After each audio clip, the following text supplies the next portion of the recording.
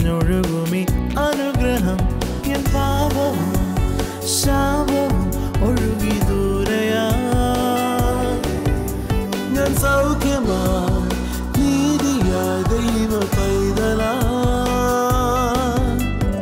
യേശുവിൻ സ്വന്തമായി തീർന്നു ഞാൻ എന്നെന്നും കവിഞ്ഞൊഴുകുമി അനുഗ്രഹം കവിഞ്ഞൊഴുകുന്ന അനുഗ്രഹത്തിലേക്ക് ഒരിക്കൽ കൂടെ സ്വാഗതം.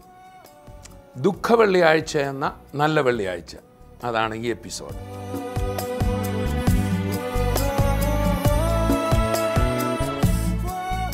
പ്രിയപ്പെട്ടവരെ, ദുഃഖവെള്ളിയാഴ്ച ഏതാ, ഈസ്റ്റർ ഏതാ, ഞായറാഴ്ച ഏതാ ഒന്നും അറിയാൻ മേലാതെ, ഒരു സുബോധമില്ലാതെ വഴിയിൽ ഇറങ്ങി ഓടി നടന്ന ഒരു ഭ്രാന്തിയായി ഓടി നടന്ന ഒരു സഹോദരി, കർത്താവായ യേശു ക്രിസ്തു ആ മകളെ സ്പർശിച്ചപ്പോൾ തൻ്റെ ജീവിതം പാടെ മാറി. ഒരു ദുഃഖവെള്ളിയാഴ്ച ദിവസം ക്രിസ്തു മരിച്ചെങ്കിൽ നമ്മളിനി കാണാൻ പോകുന്ന ആ സാക്ഷ്യത്തിലെ അത്ഭുത സൗഖ്യത്തോടെ ഭ്രാന്തിയായിരുന്ന സഹോദരി സന്തോഷത്തോടെ തുള്ളിച്ചാടുന്ന ആ കാഴ്ച കാണുമ്പോൾ ഓർത്തോണം, ഒരിക്കൽ കല്ലറയിൽ അടക്കപ്പെട്ട ക്രിസ്തു ഇന്ന് അനേകരിലൂടെ ലോകത്ത് ജീവിക്കുക. ആ യേശു ഇന്ന് എപ്പിസോഡ് കാണുമ്പോൾ നിങ്ങളുടെ സമീപമുണ്ട്. ആ അത്ഭുത സാക്ഷ്യത്തിലേക്ക് നമുക്ക് പോകാം. ഭരണിക്കാവിലെ TV പ്രേക്ഷക മീറ്റിങ്ങിൽ നടന്ന അത്ഭുത സാക്ഷ്യം. 12 വയസ്സ് തൊട്ട് എനിക്ക് മാനസികം ഉണ്ടായിരുന്നു. അമ്മയുടെ കൂടെ പോയപ്പോൾ വണ്ടി ഇടിച്ച് അമ്മ മരിച്ചുപോയി. അത് കണ്ടപ്പോൾ ആ ഷോക്കായിട്ട് 12 വയസ്സ് തൊട്ട് 30 വയസ്സ് വരെ ഉണ്ടായിരുന്നു. ഒരുപാട് വൈദ്യശാലയിൽ പോയി, ഹോസ്പിറ്റലിൽ പോയി, ഹോമിയോ മരുന്ന് കഴിച്ച് പോയി, എന്ത് ചെയ്താലും ഒരിക്കലും മാറ്റവും ഇല്ലായിരുന്നു. പിന്നെ ശരീരത്തിൽ എന്തെങ്കിലും അസുഖം ഉണ്ടെങ്കിലും നമുക്ക് എപ്പോഴെങ്കിലും ഒരു സമാധാനമുണ്ട്. പക്ഷേ മാനസിക രോഗിക്ക് ഒരിക്കലും സമാധാനമില്ല. 24 മണിക്കൂർ എനിക്ക് ടെൻഷനായിരുന്നു. സമാധാനം എന്ന് പറഞ്ഞാൽ എനിക്ക് എന്താണെന്ന് അറിയില്ലായിരുന്നു. അങ്ങനെ ഞാൻ വീട്ടിലൊന്നും ഇരിക്കത്തില്ല, അങ്ങനെ ഇറങ്ങി ഓട്ടമായിരുന്നു. എപ്പോഴും ഓട്ടമായിരുന്നു. എപ്പോഴും മനസ്സിലൊരു ഇരുട്ടും ഒരു പേടിയും ഭയമൊക്കെ ഉണ്ടായിരുന്നു. അങ്ങനെ കല്യാണം കഴിച്ചാലും കൊച്ചുങ്ങളൊക്കെ ഞാൻ നോക്കിയതൊന്നുമില്ല. അങ്ങനെ ഒരുപാട് അളഞ്ഞു തിരിഞ്ഞു, ഒരുപാട് കരഞ്ഞ് എപ്പോഴും കരച്ചിലായിരിക്കും. എപ്പോഴും 24 മണിക്കൂർ ഞാൻ കരഞ്ഞുകൊണ്ടിരിക്കുക. എന്തിനാ കരയുന്നത് എനിക്ക് അറിയത്തില്ല. നാട് വേണ്ട, വീട് വേണ്ട, ഭർത്താവ് വേണ്ട, മക്കൾ വേണ്ട, ഇങ്ങനെ ഓടിയിട്ടേ ഇരിക്കുമായിരുന്നു. അങ്ങനെ 30 വയസ്സ് വരെ ഞാൻ അനുഭവിച്ചെന്ന് പറഞ്ഞാൽ ഇത്തിരി അങ്ങ് അനുഭവിച്ചു. എൻ്റെ ഡ്രസ്സ് പോലും എനിക്ക് നേരെ പോലെ ഇടാൻ അറിയില്ലായിരുന്നു. ആരെങ്കിലും ഇട്ട് തന്നാലും എനിക്ക് അറിയത്തുള്ളായിരുന്നുള്ളൂ. അങ്ങനെ 30ാമത്തെ വയസ്സിൽ ഞങ്ങളുടെ അപ്പുറത്തെ ഒരു യോഹാനാൻകുട്ടി അച്ഛൻ എന്ന് പറഞ്ഞാൽ ഭയങ്കര കുടിയനായിരുന്നു. എപ്പോഴും മുണ്ടേ കാണത്തില്ല, ഷെഡിയോടെ കാണാൻ പറ്റത്തുള്ളായിരുന്നു. ആ അച്ചായൻ ഒരു ദിവസം വന്നിട്ട് ഷർട്ടും പാൻറ്റും ഇട്ട് ബൈബിളൊക്കെ പിടിച്ച് ഷൂ ഒക്കെ ഇട്ട് വന്നോന്നറിയില്ല. അങ്ങനെ വന്ന് എന്നോട് പറഞ്ഞ് മോളുടെ മാനസികം മാറി യേശുവിൽ വിശ്വസിക്കാൻ പറഞ്ഞു. അപ്പം ഞാൻ പറഞ്ഞു, അച്ചായൻ്റെ ചേട്ടനാണോ എന്ന്. അപ്പം അല്ല, ഞാൻ തന്നെയാണ് യോഹന്നാൻകുട്ടി അച്ഛൻ. ഞാൻ പിന്നെ വിശ്വസിക്കില്ല, അച്ചായ ഇപ്പോൾ എവിടെ ഓടയിലും മുണ്ടില്ലാതെ കിടക്കുമായിരിക്കും, ഇത് അച്ചായനല്ല ഞാൻ പറഞ്ഞു. അല്ല മോളെ, യേശുവിൽ വിശ്വസിച്ചപ്പോൾ എനിക്ക് ഇത്രയും മാനസാന്തരം തന്നതാണ്, കുടിയെല്ലാം മാറി എന്നെ ഇപ്പോൾ യേശു സൗഖ്യമാക്കുന്നു. അപ്പം തന്നെ ഞാൻ അച്ചായനെ നോക്കിയിട്ട് പറഞ്ഞു, കർത്താവ് ഈ അച്ചായനെ ഇത്രയും വൃത്തിയാക്കും, നിങ്ങൾ എന്നെയും കൂടി വൃത്തിയാക്കുക. അപ്പോഴേ ഞാൻ വിശ്വസിച്ച്, ഈ അച്ചായനെ ഇത്രയും റെഡിയാക്കുന്ന, നിങ്ങൾ എന്നെയും കൂടി വൃത്തിയാക്കുന്ന പറഞ്ഞ ആ സ്പോട്ടിൽ തന്നെ അപ്പം തന്നെ കർത്താവ് എനിക്ക് പൂർണ്ണ വിടുതൽ തന്നു. ഇപ്പം 30 വയസ്സിൽ നിന്ന് ഇപ്പോൾ 38 വർഷമായി.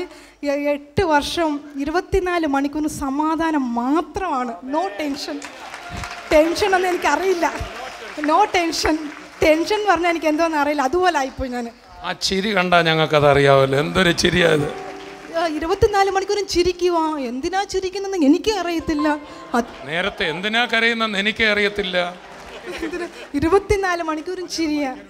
തമിഴായിരുന്നു ഞാൻ പഠിച്ചത്, 9 വരെ തമിഴാണ് പഠിച്ചത്. പക്ഷേ യേശുവിൽ വിശ്വാസം മഹാസന്തോഷം. ഇരുട്ടിൻ്റെ അധികാരത്തിൽ കിടക്കുന്ന എന്നെ സ്നേഹസ്വരൂപനെ പുത്രൻ്റെ രാജ്യത്തിൽ എൻ്റെ കർത്താവിനെ ആക്കി വെച്ച് ഇപ്പോൾ എനിക്ക് എല്ലാവരെയും കാണുമ്പോൾ സ്നേഹിക്കാൻ തോന്നുന്നു. നേരത്തെ എനിക്ക് ആരും വേണ്ട, ഇപ്പോൾ ആരെ കണ്ടാലും സ്നേഹം അങ്ങോട്ട് കയറി വരുന്നു, സന്തോഷം കയറി വരുന്നു. ഭയങ്കര ഹാപ്പിയാണ്, ഭയങ്കര ഹാപ്പി ആയിട്ടിരിക്കുകയാണ്. ഇപ്പോൾ വന്ന് വായിക്കാൻ അറിയാം, എഴുതാൻ അറിയില്ല. പക്ഷെ മലയാളം വായിക്കാൻ അറിയാം, എഴുതാൻ അറിയില്ല. പക്ഷെ ലോക രാജ്യങ്ങൾ എൻ്റെ കർത്താവ് ശുശ്രൂഷയ്ക്ക് എനിക്ക് ഒരുക്കി വെച്ചേക്കുന്നു. ലോക രാജ്യങ്ങൾ ഇവിടെ ഒന്നും ഞാൻ ഒതുങ്ങിയല്ല, ലോക രാജ്യങ്ങൾ കർത്താവ് എന്നെ ശുശ്രൂഷ ചെയ്തേക്കുന്നു. പ്രിയപ്പെട്ടവരെ, എന്തൊരു അത്ഭുതമാണ് നമ്മളാ കണ്ടുകൊണ്ടിരുന്നത്.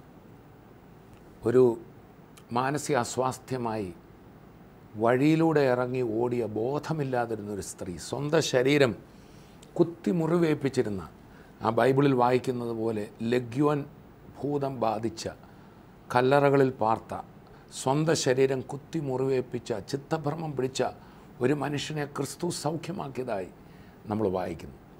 അതേ അത്ഭുതം ഇതാ നമ്മുടെ കൺമുന്നിൽ കാണുകയാണ്. അതെ, ഞാൻ ആദ്യമേ ഓർപ്പിച്ചതുപോലെ ആ സ്ത്രീയെ സംബന്ധിച്ച് ദുഃഖവെള്ളിയാഴ്ച ഏതാ, പെസഹ ഏതാ, ഈസ്റ്റർ ഏതാ, ഞായറാഴ്ച ആരാധന, ഇതൊന്നും അറിയില്ല. എന്നാൽ യേശു അവരുടെ ജീവിതത്തിൽ വന്നപ്പോൾ നോക്കൂ, ആ സന്തോഷം നോക്കൂ, ആ ഉത്സാഹം, ആ ആനന്ദം, ഇതാണ് കർത്താവ് നമുക്ക് തന്നത്. കർത്താവായ യേശു ക്രിസ്തുവിനെ സംബന്ധിച്ച് ആ വെള്ളിയാഴ്ച താൻ മാനവജാതിയുടെ ദുഃഖവും വേദനയും ഏറ്റെടുത്തതുകൊണ്ട് ഈ ദിവസത്തെ ദുഃഖ വെള്ളിയാഴ്ച എന്ന് വേണമെങ്കിൽ പറയാം. അപ്പോൾ തന്നെ ഇംഗ്ലീഷുകാരിതിനെ വിളിക്കുന്നത് ഗുഡ് ഫ്രൈഡേ, നല്ല വെള്ളിയാഴ്ച എന്ന്. കർത്താവായ യേശു തൻ്റെ ശിഷ്യന്മാരോട് ഇങ്ങനെ പറഞ്ഞു, ഞാൻ പോകുന്നത് നിങ്ങൾക്ക് നല്ലത്, പ്രയോജനകരം, it will be beneficial for you. ഞാൻ പോകാഞ്ഞാൽ നിങ്ങൾക്ക് ആ നന്മ വരില്ല. ക്രിസ്തു നമ്മളുടെ ഏവരുടെയും നന്മയ്ക്ക് വേണ്ടി വേദനയും ത്യാഗവും സഹനവും സ്വയം ഏറ്റെടുക്കുകയായിരുന്നു. കർത്താവായ യേശു ക്രിസ്തുവിൻ്റെ ക്രൂശീകരണ സമയം മുഴുവൻ ക്രിസ്തുവിനെ വിസ്തരിച്ചല്ലോ. പീലാത്തോസിൻ്റെയും ഹെരോദാവിൻ്റെയും ഒക്കെ മുമ്പിൽ കൊണ്ട് വിസ്തരിച്ചു. ഹന്നാവിൻ്റെയും കയ്യാഫാവ്, ഈ മത നേതാക്കളുടെ മുമ്പിലും അന്നത്തെ ഭരണാധിപന്മാരുടെ മുമ്പിലും ക്രിസ്തുവിനെതിരെ കള്ളക്കേസ് കൊടുത്ത് ഇവൻ ജനത്തെ ദ്രോഹിക്കുന്നവനാണ്, ആ പരിശുദ്ധനെ, ദൈവപുത്രനെ, ആ ദൈവം ലോകത്തിലേക്ക് തന്ന നന്മ കാണാൻ കഴിയാതെ ദോഷൈക ദൃക്കുകളായ മനുഷ്യൻ നന്മയെ കരിവാരി തേച്ചു. എല്ലാ കാലത്തും അത് സംഭവിക്കുന്നുണ്ട്. കർത്താവിനെ അവർ കാർക്കിച്ച് തുപ്പി. ലോകരക്ഷകനെ, നമ്മളുടെ ഏവരുടെയും രക്ഷയ്ക്കായി ദൈവം അയച്ചവനെ അവർ ചാട്ടുവാറുകൊണ്ട് ആഞ്ഞടിച്ചു. യേശു കർത്താവിൻ്റെ പുറം ഉഴവുചാല് പോലെ പൂട്ടി ഉഴുന്നത് പോലെ അടിച്ച് അവർ മുറിവേൽപ്പിച്ചു. കർത്താവിന് അതൊരു ദുഃഖത്തിൻ്റെ വേദനയുടെ സമയമായിരുന്നെങ്കിൽ അത് മാനവജാതിക്ക് നന്മയുടെ വാതിൽ തുറക്കലായിരുന്നു. ആ സംഭവം നേരിൽ കണ്ട വ്യക്തിയാണ് യേശുക്രിസ്തുവിൻ്റെ ശിഷ്യന്മാരിൽ ഒരുവനായ പത്രോസ്. ഈ പത്രോസ് കർത്താവിനെ ഗദസമനായിൽ നിന്ന് അറസ്റ്റ് ചെയ്യുന്നത് കണ്ടപ്പോൾ അവിടെ വിട്ട് ഓടിയത്. മാത്രമല്ല, ആ വിസ്താരവേളയിൽ പുരോഹിതൻ്റെ നടുമുറ്റത്ത് തീ കായുന്നവരുടെ കൂട്ടത്തിൽ പത്രോസ് ഇരിക്കുമ്പോൾ നീയും അവൻ്റെ കൂട്ടത്തിലുള്ളവനല്ലേ എന്ന് ചോദിച്ചപ്പം ഞാനവനെ അറിയുന്നില്ല എന്ന് സ്വന്തം ജീവൻ രക്ഷിക്കാൻ വേണ്ടി കർത്താവിനെ തള്ളിപ്പറയുകയും പ്രാകുകയും ഒക്കെ ചെയ്തതാണ്. എന്നാൽ നാഥൻ തൻ്റെ കൺമുന്നിൽ പിടഞ്ഞു മരിക്കുന്നത് ആ പത്രോസിന് കാണേണ്ടി വന്നു. നാഥനെ തള്ളിപ്പറഞ്ഞതിൻ്റെ വേദന ഒരിക്കലും പത്രോസിനെ വിട്ടുമാറിയില്ല. എന്നാൽ പ്രിയപ്പെട്ടവരെ, 3-ാം നാൾ ഉയർത്തെഴുന്നേറ്റ ശേഷം മറിയ കല്ലറവാതിൽക്കൽ സുഗന്ധവർഗവുമായി വരുമ്പോൾ കർത്താവ് അവളോട് പറയുക, നീ വേഗം ചെന്ന് എൻ്റെ ശിഷ്യന്മാരോടും പത്രോസിനോടും, ശിഷ്യന്മാരോടെന്ന് പറഞ്ഞാൽ പോരെ, പത്രോസിനോടും നീ പറയണം, ഞാൻ അവർക്ക് മുമ്പേ ഗലീലയിലുണ്ടായിരിക്കും, ഞാൻ അവരെ അവിടെ വെച്ച് കാണും. തന്നെ തള്ളിപ്പറഞ്ഞ, തൻ്റെ നന്മയെല്ലാം അനുഭവിച്ചിട്ടും തന്നെ തള്ളിപ്പറഞ്ഞിട്ട് ഓടിയ പത്രോസിനെ വെറുക്കുകയല്ല, മറിച്ച് അവൻ്റെ കുറവുകളും അവൻ്റെ വീഴ്ചകളും അവൻ്റെ പാപങ്ങളും ഞാൻ എടുത്തു, അവൻ ചെയ്ത തെറ്റുകൾക്കെല്ലാം ഞാൻ പരിഹാരം വരുത്തി എന്ന നല്ല വാർത്ത എനിക്കവനോട് പറയാനുണ്ട്. മാത്രമല്ല, അവനെ എനിക്കെൻ്റെ പരിശുദ്ധാത്മാവിൽ നിറയ്ക്കുവാനുണ്ട്. മാത്രമല്ല, അവനെ ഏറ്റവും വലിയൊരു പ്രസംഗകനായി, ഒരു അപ്പോസ്തോലനായി ഞാൻ മാറ്റാൻ പോവുക. അവൻ്റെ തെറ്റുകളെല്ലാം ഞാൻ എടുത്തു കഴിഞ്ഞു. ഈ യേശുവിനെ കണ്ടു കഴിഞ്ഞപ്പോൾ നമ്മൾ പിന്നീട് പത്രോസ് താൻ ലേഖനം എഴുതുമ്പോഴെല്ലാം തനിക്കൊരിക്കലും മറക്കാൻ കഴിയുന്നില്ല ക്രിസ്തുവിൻ്റെ പീഡാനുഭവങ്ങൾ. അതുകൊണ്ടാണ് പത്രോസ് തൻ്റെ ലേഖനത്തിൽ 1 പത്രോസ് 4 വായിക്കുമ്പം ക്രിസ്തു ജഡത്തിൽ കഷ്ടം അനുഭവിച്ചതുകൊണ്ട് നിങ്ങളും ആ ഭാവം തന്നെ ആയുധമായി ധരിപ്പീൻ. മറ്റൊരിടത്ത് പറയണം, ക്രിസ്തുവിൻ്റെ കഷ്ടാനുഭവം ഓർപ്പിച്ച് ഞാൻ നിങ്ങളെ പ്രബോധിപ്പിക്കുന്നത്. ഇങ്ങനെ തൻ്റെ ലേഖനങ്ങളിലെല്ലാം തൻ്റെ മനസ്സിൽ നിന്ന് മായാത്ത തൻ്റെ ഗുരുവിൻ്റെ ആ ഏറ്റ കഷ്ടങ്ങൾ പത്രോസിന് മറക്കാൻ കഴിയുന്നില്ല. അങ്ങനെ വിശ്വാസികളോട് ക്രിസ്തുവിൻ്റെ പീഡാനുഭവവും കഷ്ടാനുഭവവും കർത്താവിൻ്റെ ആ ക്ഷമയുടെ ഭാവം ഞാനും നിങ്ങളും നമ്മുടെ ജീവിതത്തിലാക്കണം എന്ന് പല ഭാഗത്ത് പറഞ്ഞു. 2-ാം അധ്യായത്തിൽ വായിക്കുമ്പോൾ, 1 പത്രോസ് 2 വായിക്കുമ്പോൾ ക്രിസ്തു നിങ്ങൾക്ക് വേണ്ടി കഷ്ടമനുഭവിച്ചു, നിങ്ങൾ തൻ്റെ കാൽച്ചുവട് പിന്തുടരുവാൻ ഒരു മാതൃക വെച്ചേച്ച് പോയിരിക്കുന്നു എന്നൊക്കെ പറഞ്ഞിട്ട് അതിൻ്റെ 24-ാം വാക്യത്തിൽ പറയുകയാണ്, നാം പാപം സംബന്ധിച്ച് മരിച്ച് നീതിക്ക് ജീവിക്കേണ്ടതിന് അവൻ തൻ്റെ ശരീരത്തിൽ നമ്മുടെ പാപങ്ങളെ ചുമന്നുകൊണ്ട് ക്രൂശിന്മേൽ കയറി അവൻ്റെ അടിപ്പിണരാൽ നിങ്ങൾക്ക് സൗഖ്യം വന്നിരിക്കുന്നു. നമ്മുടെ കർത്താവ് വേദന ഏറ്റെടുത്തു നമുക്ക് നന്മയുടെ വാതിൽ തുറക്കാൻ. ഇവിടെ അവൻ്റെ അടിപ്പിണരുകളാൽ നമുക്ക് സൗഖ്യം വന്നിരിക്കുന്നു എന്ന് പത്രോസ് പറയുന്നത് യെശയ്യാ പ്രവചനം 53-ാം അധ്യായത്തിൽ ക്രിസ്തുവിൻ്റെ ക്രൂശീകരണത്തെക്കുറിച്ചുള്ള പ്രവചനത്തിൽ നിന്ന് എടുക്കുകയാണ്. ക്രിസ്തുവിൻ്റെ ജനനത്തിന് മുമ്പേ അവൻ എവിടെ ജനിക്കും, അവൻ്റെ ജനനവിധം എങ്ങനെയായിരിക്കും, അവൻ്റെ ശുശ്രൂഷയിൽ അവൻ എന്തായിരിക്കും സംസാരിക്കുക, അവൻ്റെ ശുശ്രൂഷ എന്തായിരിക്കും, ഇതെല്ലാം ജനനത്തിന് മുമ്പേ 700, 800, 1000, 2000 ഒക്കെ വർഷങ്ങൾക്ക് മുമ്പേ ക്രിസ്തുവിനെക്കുറിച്ച് പ്രവാചകന്മാർ മുന്നെഴുതിയിരുന്നു. ഇവിടെ ഇതാ ക്രിസ്തുവിൻ്റെ ക്രൂശീകരണത്തെക്കുറിച്ച്, ആ ക്രൂശിൽ എന്താ സംഭവിക്കുന്നതെന്ന് സംബന്ധിച്ച് യേശു ക്രിസ്തുവിൻ്റെ ജനനത്തിന് 700 വർഷങ്ങൾക്ക് മുമ്പ് പ്രവാചകനായ യെശയ്യാവ് എഴുതുകയാണ്, അവൻ്റെ അടിപ്പിണരുകളാൽ നമുക്ക് സൗഖ്യം വന്നുമിരിക്കുന്നു. അതാണ് ആ ക്രൂശീകരണത്തിന് സാക്ഷിയായിരുന്ന പത്രോസ് എടുത്തു പറയുക തൻ്റെ ലേഖനത്തിൽ. ആ ക്രൂശീകരണം നടക്കുമ്പോൾ പത്രോസിന് പിടികിട്ടിയില്ല, ഈ ക്രൂശിൽ നടക്കുന്നത് ഒരു യാഗമാണ്, ഈ ക്രൂശിൽ നടക്കുന്നത് മാനവജാതിയുടെ പാപത്തിൻ്റെ പരിഹാരമായ ഒരു യാഗമാണ് എന്ന് പത്രോസിന് പിടികിട്ടിയില്ല. അതുകൊണ്ടാണ് പത്രോസ് ഭയന്ന് ഓടുന്നതായിട്ട് നമ്മൾ കാണുന്നത്.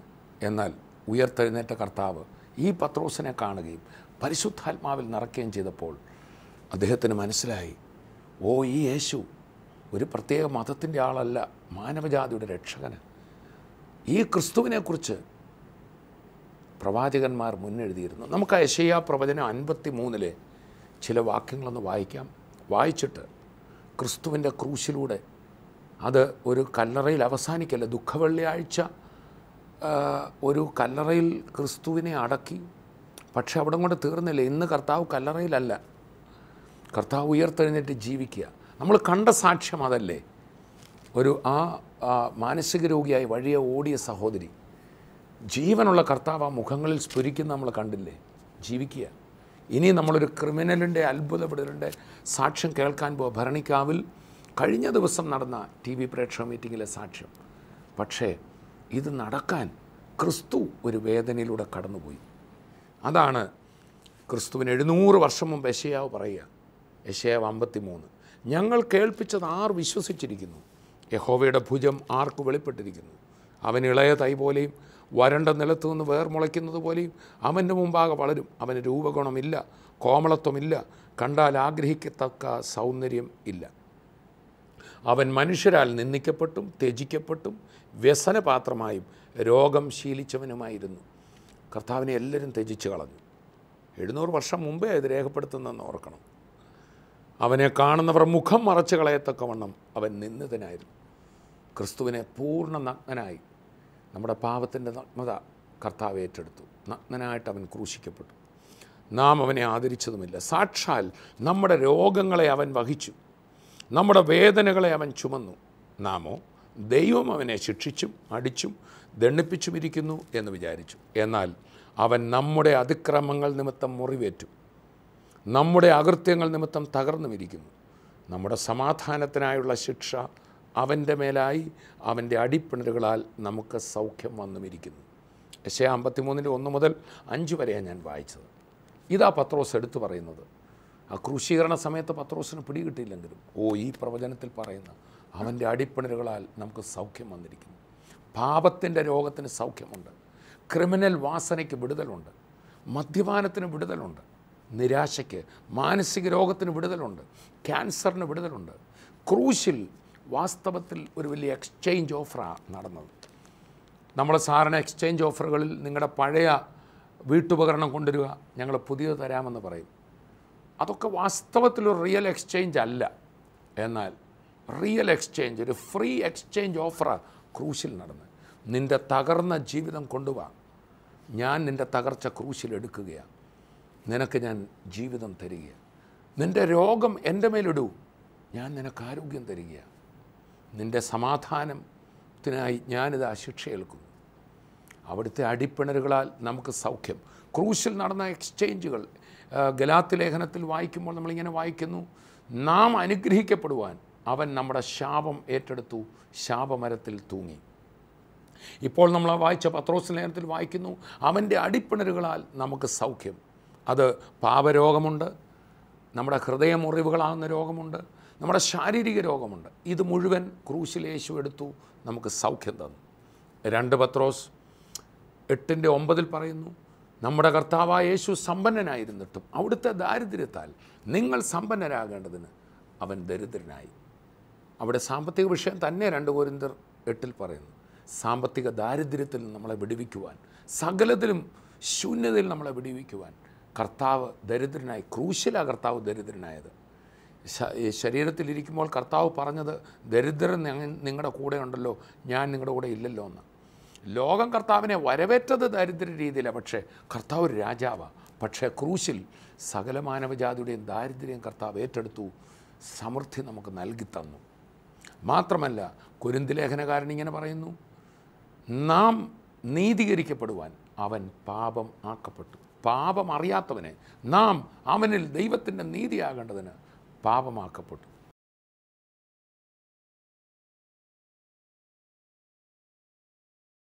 യേശുക്രിസ്തുവിൻ്റെ അടിപ്പിണരുകളാൽ നമുക്ക് സൗഖ്യം. നോക്കൂ, നമ്മൾ ആദ്യം കണ്ടത് ഒരു മാനസിക രോഗി സൗഖ്യമായതാണെങ്കിൽ, ഇനി കാണാൻ പോകുന്നത് പാപരോഗത്തിൽ നിന്ന്, ക്രിമിനൽ വാസനയിൽ നിന്ന് ഒരു വ്യക്തി വിടുതലായി. ഒരു നാടിന് മുഴുവൻ തലവേദനയായിരുന്ന ഒരു ക്രിമിനലിൻ്റെ അത്ഭുത സാക്ഷ്യം നമുക്ക് കേൾക്കാം. ഈ സഹോദരൻ്റെ പേര് അജയൻ. ഈ നാട്ടിൽ ഇവിടെ തന്നെയുള്ള വ്യക്തിയാണ്. ഇദ്ദേഹം വാടക തല്ലുകാരനായിരുന്നു. കർത്താവ് ഇദ്ദേഹത്തെ തൊട്ട് അത്ഭുതകരമായി നമ്മുടെ സഭയിലെ മെയിൻ ഒരു ലീഡറാണ്. അനേകരെ കൊണ്ടുവരിക. ഇദ്ദേഹത്തിൻ്റെ മാനസാന്തരം കണ്ടുകൊണ്ട് മദ്യപാനത്തിലുള്ളവരും തല്ലുകാരും എല്ലാം ഇപ്പം നമ്മുടെ സഭയിൽ വരിക. അത്ഭുതകരമായി. യേശു വന്നത് മതം സ്ഥാപിക്കാനല്ല. ഫിലമോൻ്റെ ലേഖനത്തിൽ ഒരു മോഷ്ടാവിനെ മാനസാന്തരപ്പെടുത്തിയ പൗലൂസ് ആ മോഷ്ടാവിനെക്കുറിച്ച് പറയുക, മുമ്പേ ഇവൻ എല്ലാവർക്കും ഉപദ്രവിയായിരുന്നു, എന്നാൽ ഇപ്പോൾ എല്ലാവർക്കും നല്ലവന്. യേശു വന്നത് മതം മാറ്റാനല്ല, മനുഷ്യനെ യഥാർത്ഥ മനുഷ്യനാക്കാൻ, ഒരു ക്രിമിനലിനെ നല്ല പൗരനാക്കാൻ. ഇദ്ദേഹം നമ്മുടെ രാജ്യത്തിന് ഉപദ്രവിയായിരുന്നെങ്കിൽ ഇന്ന് നല്ലൊരു ഇന്ത്യൻ പൗരനാക്കാൻ, നല്ല മകനാക്കാൻ. കല്യാണം കഴിച്ചതാണോ? നല്ല ഭർത്താവാക്കാൻ. മക്കളുണ്ട്. നല്ല പപ്പായാക്കാൻ. കൈ കൊടുത്ത് പറ, യേശു വന്നത് നല്ല അപ്പനാക്കാൻ, നല്ല അമ്മയാക്കാൻ, നല്ല പൗരനാക്കാൻ, നല്ല സഹോദരനാക്കാൻ. അല്ലാതെ യേശു ഒരു മതത്തിൻ്റെ വേഷം കെട്ടിക്കാൻ വന്നതല്ല. ഒരു ബ്രദർ വന്ന് പറഞ്ഞത്, ഞാൻ വരാൻ കാരണം ഇവൻ്റെ ഓട്ടോറിക്ഷയുടെ ഫ്രണ്ടിൽ എപ്പോഴും വടിവാൾ വെച്ചോണ്ട് ഇവൻ ഓട്ടോ ഓടിക്കുന്നത്. പക്ഷേ അതിപ്പോഴില്ല. ഞാൻ അന്വേഷിച്ച പറഞ്ഞവൻ പ്രാർത്ഥനയ്ക്ക് വന്നത്. അതുകൊണ്ടാണ് നിങ്ങളുടെ കൂട്ടത്തിൽ ഞാനും വന്നത്. കൊച്ചിലെ തുടങ്ങിയ ഞങ്ങൾ 6-7 പേരുണ്ട്. നാട്ടിൽ മണ്ണെടുപ്പോൾ എന്ത് വന്നാലും നമുക്ക് ഗുണ്ടാപ്പിരി വന്നാലേ മണ്ണെടുക്കാൻ നമ്മൾ സമ്മതിക്കത്തുള്ളൂ. അപ്പം മണ്ണെടുക്കണമെങ്കിൽ ഗുണ്ടാപ്പിരി 10,000 രൂപ നമുക്ക് തരണം. ഈ 10,000 രൂപ കൊണ്ടുപോയി ഞങ്ങൾ കുടിക്കുകയായാലും ആഹാരം കഴിക്കുകയാലും കഴിച്ച് വന്നു കഴിഞ്ഞാൽ പിന്നെ അത് ഞങ്ങളുടെ മൈൻഡ് എന്താണോ അതുപോലെ ഇരിക്കും. മണ്ണെടുപ്പ്, അതുപോലെ നാട്ടിൽ വീടുകളിൽ കുഴൽക്കിണർ കുഴിക്കാനായാലും നമുക്ക് പൈസ തരണം. തരാത്ത പക്ഷം നമ്മൾ സമ്മതിക്കത്തില്ല. അപ്പം കേസ് ഇങ്ങനെയായിരുന്നു പരിപാടികൾ.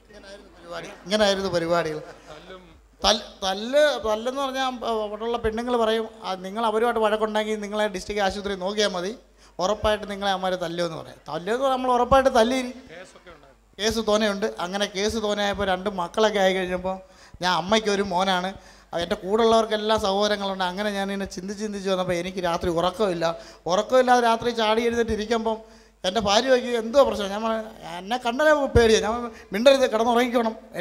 ഞാൻ ഉറങ്ങാതിരിക്കും. അതെൻ്റെ സൗകര്യം. അപ്പോൾ എൻ്റെ അമ്മയ്ക്ക് എൻ്റെ ഭാര്യയ്ക്ക് എല്ലാം എന്നെ പേടിയാണ്. അപ്പോൾ നമ്മുടെ ഈ സൈസ് കണ്ടാലും അവർക്ക് പേടിയാണ്. അപ്പം പൊതുവേ അവർക്ക് എല്ലാവർക്കും പേടി. അങ്ങനെ ഞാൻ ഇരുന്നപ്പോൾ എൻ്റെ ഒരു സുഹൃത്ത് പ്രേമം എന്ന് പറഞ്ഞാൽ അവൻ സ്വർഗീയ വിരിഞ്ഞ് വരുന്ന ഒരാളാണ്. അപ്പോൾ അവൻ എന്നെ വിളിച്ചെന്ന് പറഞ്ഞു, നീ ഇങ്ങനൊന്നും പോയാൽ ശരിയാകത്തില്ല, നിനക്ക് ഞാനിപ്പോൾ നാട്ടിൽ വന്നപ്പം നിനക്ക് 3 കേസ് കൂടെ കൂടിയിട്ടുണ്ട്, നീ അകത്താവും. മറ്റേ വക്കീലിന് പറഞ്ഞാൽ മനസ്സിലാവും. ഞാൻ 107 പ്രതി, എന്നെ 107 എടുത്ത് വെച്ചാൽ 107 കഴിഞ്ഞാൽ പിന്നെ ഗുണ്ടാക്റ്റിനകത്ത് എടുത്തു കഴിഞ്ഞാൽ പിന്നെ ഇറങ്ങിക്കഴിഞ്ഞാൽ എന്നെ നാട് കടത്തും. അപ്പോൾ ആകെപ്പാടെ ഉറക്കമില്ല, ടെൻഷൻ, ഭയങ്കര ടെൻഷൻ. എന്ത് ചെയ്യണമെന്ന് എല്ലാം ചെയ്തത് തെറ്റാണെന്നല്ലോ എന്ന് അറിഞ്ഞപ്പോൾ ആ കൃത്യസമയത്ത് എൻ്റെ യേശു എന്നെ പിടിച്ച് എന്നോട് പറഞ്ഞ്, നീ പ്രേമിൻ്റെ രോഗത്തിൽ വന്ന് എന്നോട് പറഞ്ഞ് എനിക്ക് മനസ്സിലായില്ല. 108 പിന്നെ ഗുണ്ടായാണോ? മൂന്ന് കേസ് വക്കീല് പറ. 3 കേസ് ഒരാളുടെ പേരിൽ ക്രിമിനൽ കേസ് വന്നാൽ അദ്ദേഹത്തെ ഗുണ്ടാക്റ്റിൽ പെടുത്താം, നാട് കടത്താം. പിന്നെ നാട്ടിൽ കയറണമെങ്കിൽ സാങ്ഷൻ വേണം. ശരിയാണ്. ഞാൻ ഓർത്തിട്ട് നാട് കടത്തന്നെ അങ്ങനെ ഉണ്ടോ? പിന്നെ ജില്ലയിൽ കയറാൻ പറ്റത്തില്ല.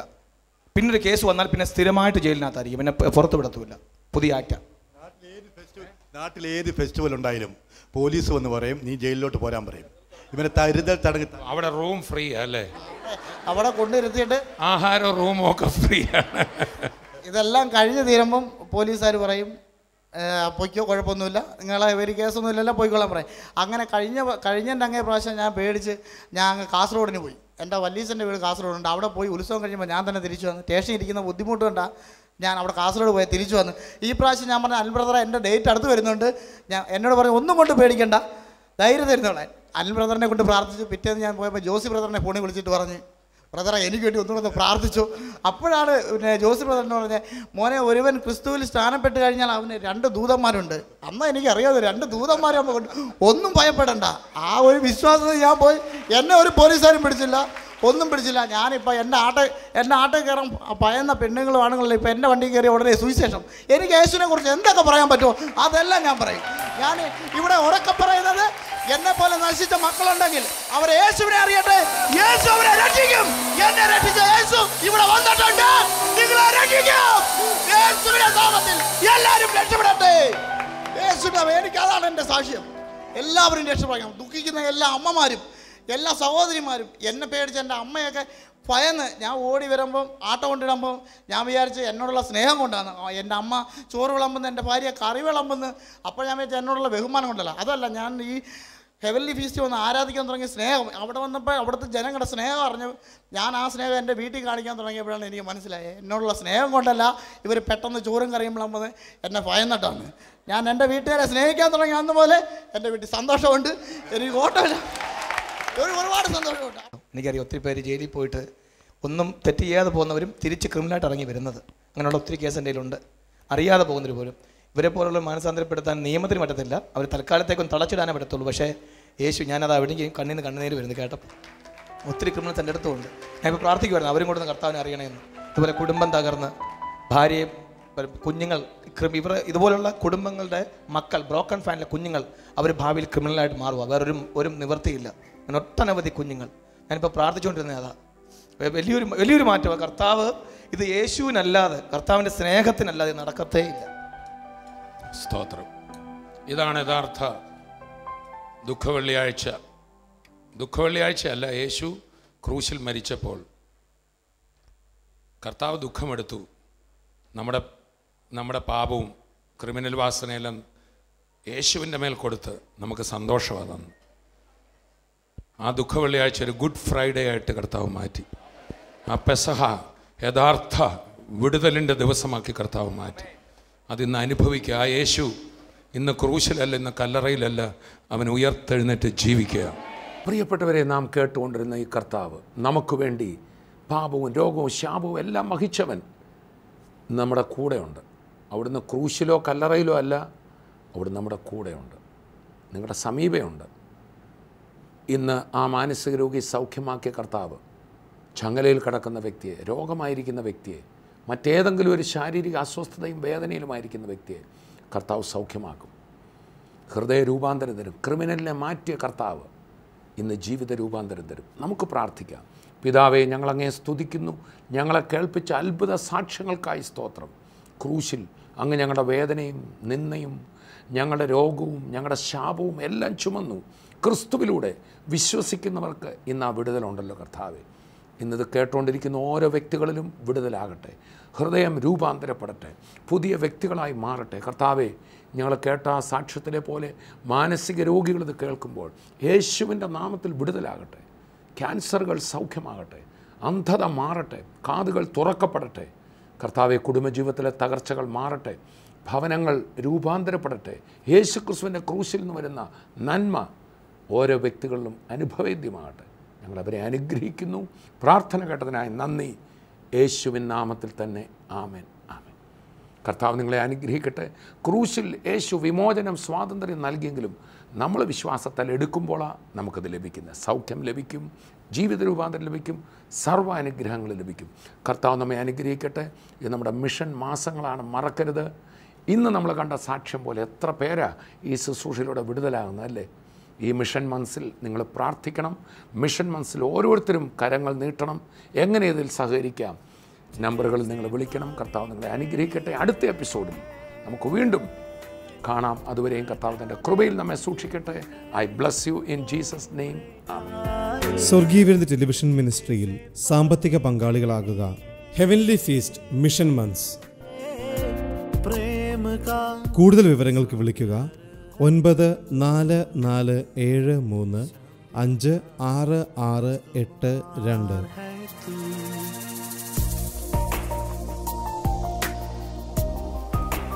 വരൂ, യേശുവിനായി, സുവിശേഷത്തിനായി വിതറാം, വാരി വിതയ്ക്കാം. തോമസ് ഊട്ടി ബ്രദർ ന്യൂഡൽഹിയിൽ ശുശ്രൂഷിക്കുന്നു. ഏപ്രിൽ 12 ഞായർ. ശുശ്രൂഷകൾ ഉച്ചതിരിഞ്ഞ് 2:30 മുതൽ 5 വരെ. സദ്ഭാവന ഭവൻ, മാഷ്ടിഗർ ചർച്ചിന് സമീപം. അവധിക്കാലം യേശുവോടത്ത് സ്വർഗീയവിരുന്നൊരുക്കുന്ന കുട്ടികൾക്കായുള്ള VBS ഏപ്രിൽ 6 മുതൽ 11 വരെ. സ്വർഗീയ വിരുന്നിൻ്റെ എല്ലാ സെൻ്ററുകളിലും. പ്രായപരിധി 3 മുതൽ 18 വരെ.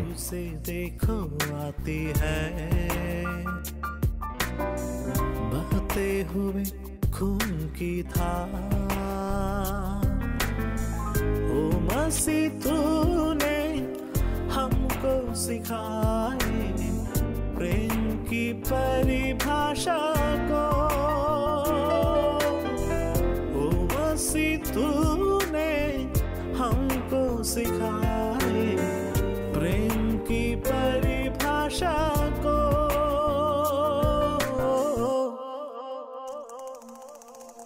प्रेम का सागर है तू,